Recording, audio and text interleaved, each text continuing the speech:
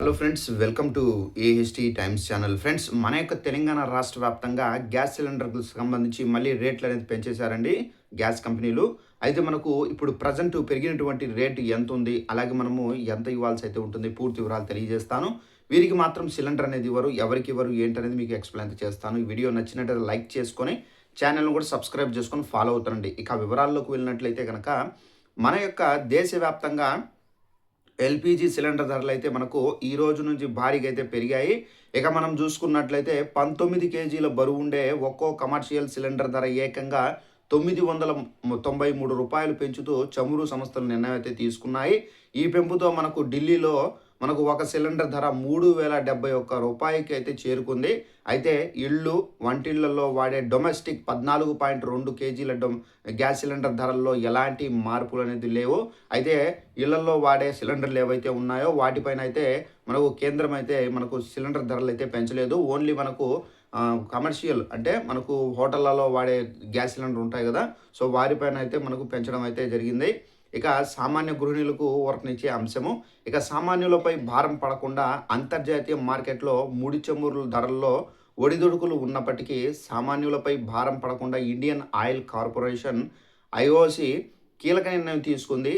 Retail స్థిరంగా ఉంచింది. దేశవ్యాప్తంగా సుమారు 90% ఇంధన వినియోగం మనకు ఈ రీటైల్ విభాగం నుండే జరుగుతుందని చెప్పేసి, అందుకే వినియోగదారుల ప్రయోజనాలను దృష్టిలో ఉంచుకొని ఈ నిర్ణయం తీసుకున్నట్లు సంస్థ తెలిపింది. అలాగే రేషన్ దుకాణాల ద్వారా పంపిణీ చేసే కిరోసిన్ ధర కూడా అయితే పెరగలేదు. సో ఫ్రెండ్స్, చూసారు కదా మన యొక్క తెలంగాణ రాష్ట్ర వ్యాప్తంగా సో ఈ విధంగా మనకు కమర్షియల్ ధరలకు సంబంధించి అయితే పెంచడం అయితే జరిగింది. ఇక మనకు ఎల్‌పీజీ గ్యాస్ సిలిండర్లో ఎలాంటి ధర అనేది పెరగలేదు. అయితే మనకు ఇలాంటి వారికి మాత్రం గ్యాస్ సిలిండర్ అనేది ఇవ్వరండి. ఎవరికి ఇవ్వరంటే మనకు చాలామంది ఇంకా తెలంగాణ రాష్ట్ర వ్యాప్తంగా ఈకేవైసీ అయితే చేసుకోలేదని చెప్పేసి ప్రభుత్వం అయితే చెబుతున్నారు.